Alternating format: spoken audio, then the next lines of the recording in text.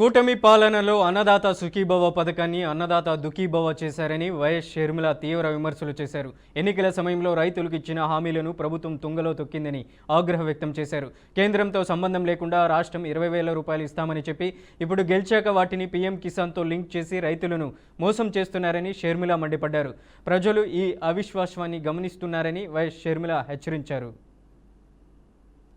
గారు ఈరోజు అన్నదాత సుఖీభవ కింద రెండో విడత 7,000 రూపాయలు విడుదల చేస్తున్నట్టుగా ఉంది. చంద్రబాబు గారు అన్నదాత సుఖీభవ కింద ప్రతి రైతుకి 20,000 రూపాయలు ఇస్తామని చెప్పారు. మొదటి సంవత్సరం పూర్తిగా ఎగ్గొట్టేశారు.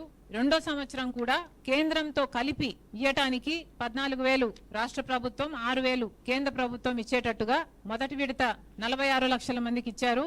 రెండో విడత ఇయ్యటానికి సిద్ధపడ్డారు. చంద్రబాబు గారికి గుర్తు చేస్తున్నాం. చంద్రబాబు గారు, ఒకవేళ మీకు ఎలక్షన్లప్పుడు మీరు ఇచ్చిన మాట గుర్తు లేదేమో, మీరు స్వయంగా కేంద్రానికి సంబంధం లేకుండా రాష్ట్ర ప్రభుత్వమే 20,000 రూపాయలు ప్రతి రైతుకి ఇస్తుంది అని మీరు మాటిచ్చారు. మీరు మాట తప్పుతున్నారు. ఇప్పుడు కేంద్రంతో పీఎం కిసాన్ స్కీమ్ తో దీన్ని ముడిపెట్టి మీరిస్తున్నారు. కానీ ప్రజలు మాత్రం గమనిస్తున్నారు.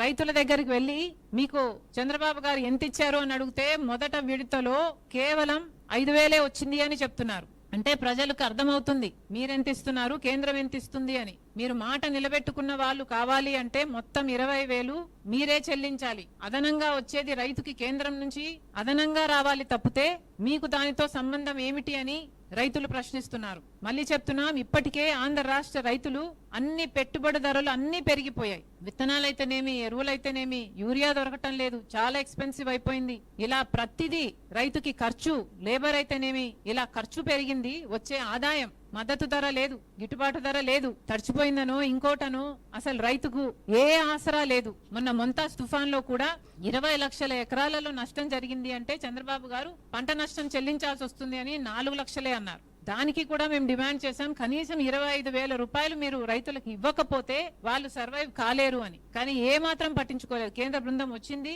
హడావిడి చేసి వెళ్ళిపోయారు తప్పితే ఆ ఇన్సూరెన్స్, ఆ బీమా కూడా, ఆ నష్టపరిహారం కూడా వచ్చినట్టు లేదు. పంట బీమా ఎలాగో కట్టడం లేదు. రైతులు ఇప్పటికే చాలా ఇబ్బంది పడుతున్నారు. నిజానికి చెప్పాలంటే మీరు ఇచ్చే 5,000, 7,000 ఏ మూలకు సరిపోదు. కానీ కనీసం ఇప్పటికైనా చంద్రబాబు గారు తన వాగ్దానం గుర్తు చేసుకోవాలి. అన్నదాత సుఖీభవ మీరు మాట నిలబెట్టుకున్న వాళ్ళు అవ్వాలి అంటే మొదటి సంవత్సరం కూడా ఇవ్వండి, ప్రతి సంవత్సరం 20,000 రూపాయలు మీరు ఇచ్చినట్టుగా రైతులకు ఇవ్వాలని